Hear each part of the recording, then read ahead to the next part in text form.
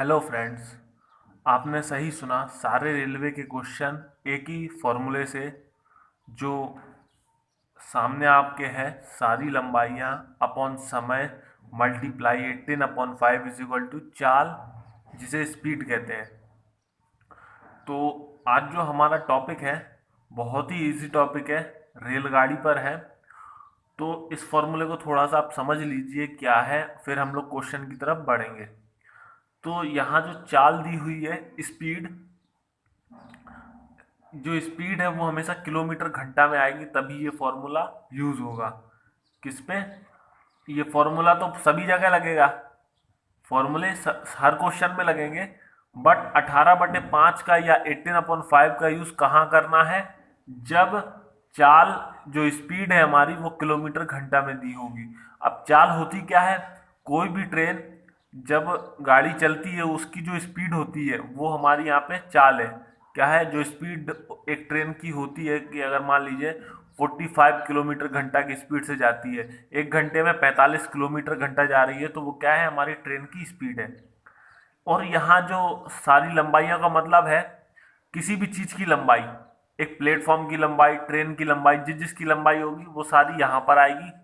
और यहाँ पर जो टाइम पार करने में एक ट्रेन एक खंबे को पार करने में लेती है, एक प्लेटफॉर्म को पार करने में लेती है, जो यह टाइम आएगा वो समय, वो यहाँ पर सेकंड में आएगा। अगर मिनट में भी दिया होगा तो भी वो सेकंड में आएगा। उसे कन्वर्ट करके लिखना है। जैसे मिनट में अगर आपको 4 मिनट दिए हुए हैं तो आपको उसको कन्वर्ट करके सेकंड में लिखना पड़ेगा। कैसे? कि 4 इंटू 60 कितना, एक मिनट में कितने सेकंड होते हैं? 60 सेकंड होते हैं। तो 4 मिनट में कितने होंगे?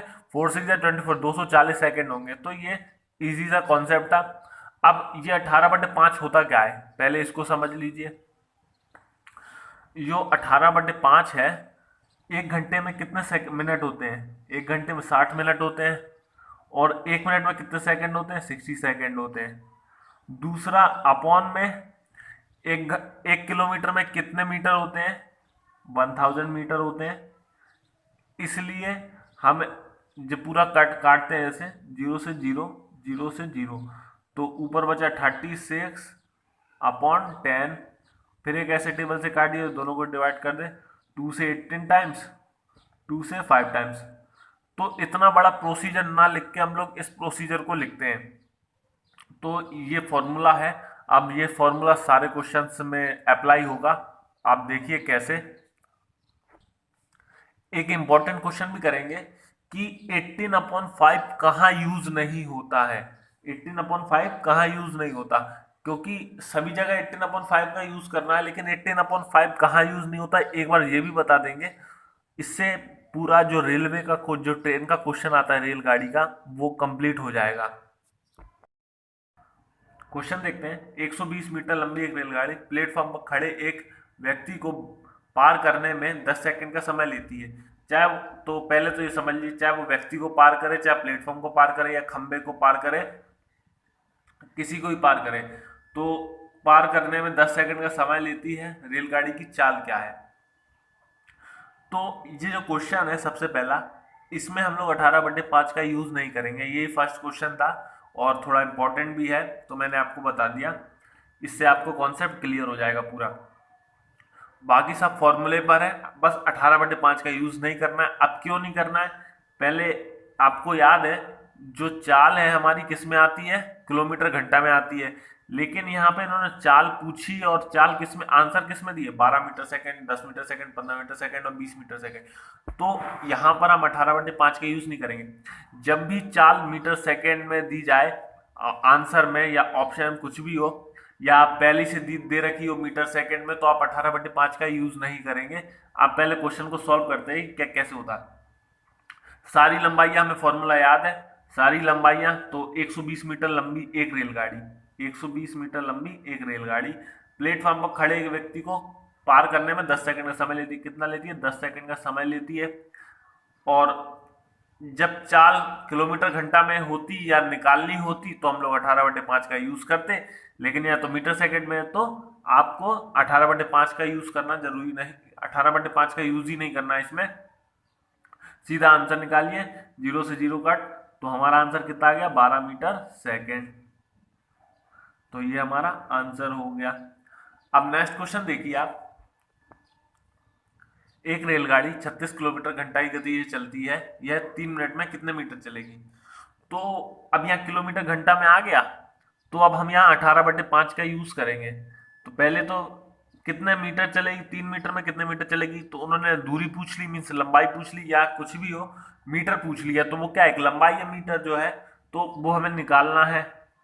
एक्स रख लीजिए, उसे नहीं पता तो जो निकालना है उसे एक्स मान लीजिए। और कितने यह 3 मिनट में, कितने मिनट में, 3 मिनट में, तो हमें मालूम है यहाँ पे सेकंड में आना है, कितना, किस में आना है, सेकंड में। 1 मिनट में 60 सेकंड होते हैं, तो 3 मिनट में कितने होंगे, 180 सेकंड। 18/5 का यूज करना ही है, क्योंकि चाल जो है वो किलोमीटर घंटा में है, तो 36 की आ गए, ठीक है। अब काट लीजिए, सामने का सामने काट लीजिए, जब भी इक्वल हो तो सामने सामने कट जाता है, जैसे इधर 1 मान लीजिए तो इसे सामने सामने कट सकता है अगर कट रहा हो। और तो 18 से 2 बार कट गया, चाहे तो 18 से इसको 10 बार काट सकते थे, क्योंकि ये मल्टीप्लाई में है तो नीचे जो अपॉन में होता है वो कट सकता है। तो 18 से इसे हमने काट लिया, 2 बार कटा।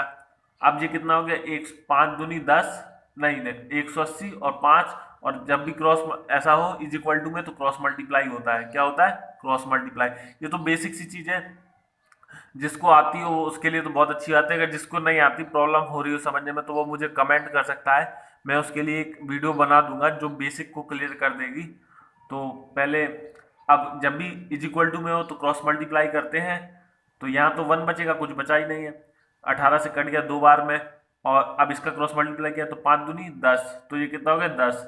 यहाँ एक्स 180 और ये हो गया 5 दूनी 10, नीचे अभी भी क्रॉस मल्टीप्लाई कर दीजिए, 180 से 10 बार करेंगे तो एक्स का इसमें, 1 का इसमें करेंगे, 180 का इसमें करेंगे, तो 1 एक्स आया, एक्स की वैल्यू कितनी आ गई, 180 का 10 में किया तो 1800, तो हमारा आंसर कितना आ गया 1800। जो कितने मीटर चलेगी, 1800 मीटर ट्रेन चलेगी।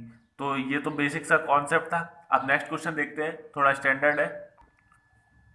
एक रेलगाड़ी 125 मीटर लंबी है, यदि रेलवे लाइन के किनारे लगे किसी पेड़ को यह रेलगाड़ी 30 सेकंड में पार कर जाती है, तो रेलगाड़ी की चाल बताओ, या चाल क्या है।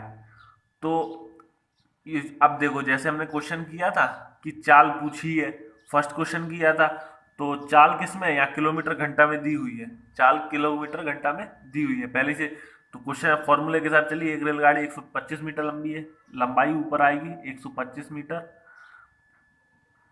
टाइम, यदि रेलवे लाइन के किनारे लगे किसी पेड़ को यह रेलगाड़ी 30 सेकंड में, कितने सेकंड में, 30 सेकंड में, 18/5 का मल्टीप्लाई कर दीजिए, और यहां पर हमें क्या निकालनी है, चाल निकालनी है। तो बस कट कर लीजिए, पहले इसको कट कर लेते हैं, 2 से 9 टाइम्स, 2 से 15 टाइम्स कट हो गया, और कट कर लीजिए, 3 5 जा 15, 3 3 जा 9, ये दोनों भी कट हो गए, यहाँ बचा 5 और 3।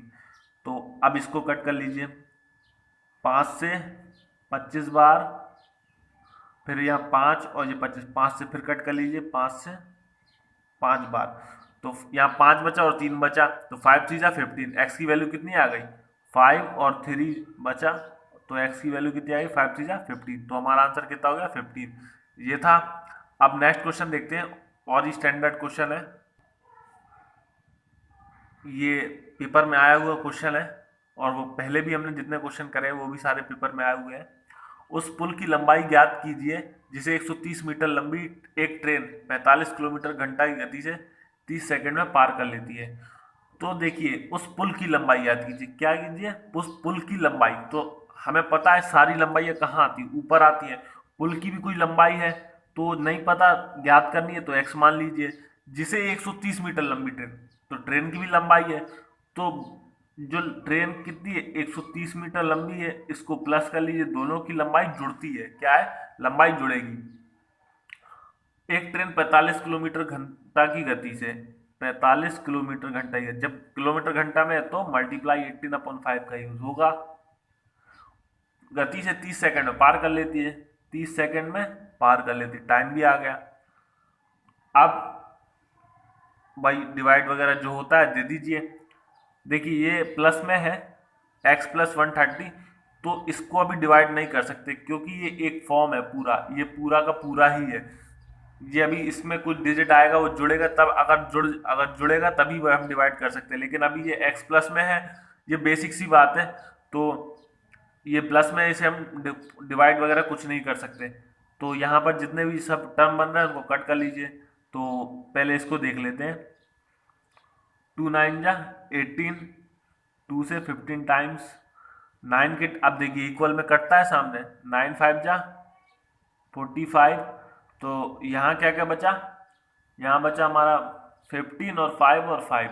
तो 5 5 जा कितना हो गया 25, मतलब यहाँ 15 5 जा 75, एक्स लिख लेते हैं एक्स प्लस 130, 15 5 जा 75 और यहाँ पर 5, 75 को मल्टीप्लाई 5 में कर दीजिए,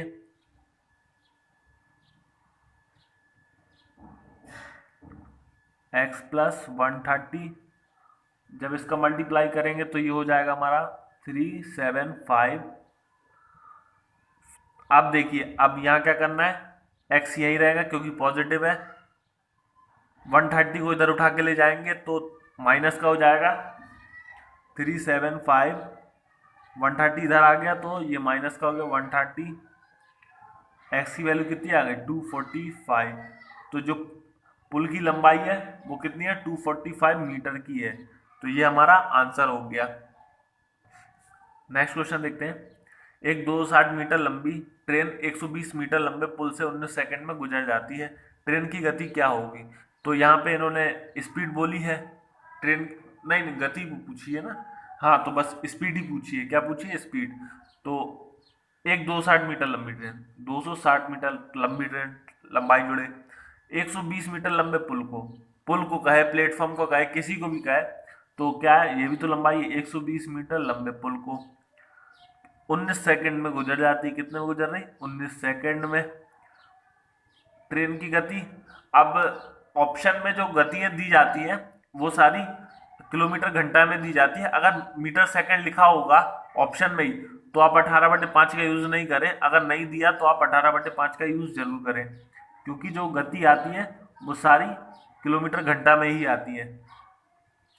तो अब गति निकालनी है, जो कट कर सकते हैं कट कर लीजिए। पहले तो इसको जोड़ लीजिए, ये जोड़ने पर होगा हमारा 380, इधर 90, इधर 18 और 5, 19 से कट किया, 20 टाइम से किया, 19 2 38, 0 का 0 और 5 से 4 बार, 5 को 20, तो 4 कटे 18 4 जा 72। तो हमारी जो स्पीड आई वो 72 किलोमीटर घंटा की स्पीड आई। तो ये हमारा आंसर हो गया।